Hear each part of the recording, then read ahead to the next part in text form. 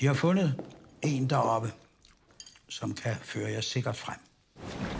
Og de siger, at folk derfra, de har flere hundrede års erfaring med vejret, floderne og gletsjerne.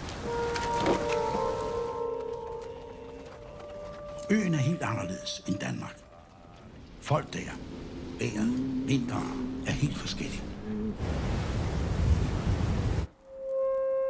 Mange flytter fra østkysten på grund af vulkanen, der er gået i udbrud.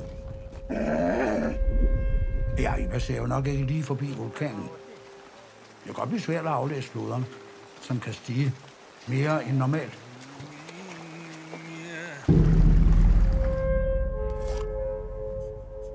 Folk siger, at vulkanen den udsender en stank. Som om at jorden har skidt i bukserne. Elske fader, min herre og Gud, som har skabt mig derinde. Det skrider ikke frem efter mit liv. Jeg kan ikke rejse mere. Jeg kan ikke sove her i nat. Jeg kan ikke tale med nogen. Jeg kan ikke være mere med de her mennesker. Tag tilbage. Rejs hjem. Eller bliv her og dø.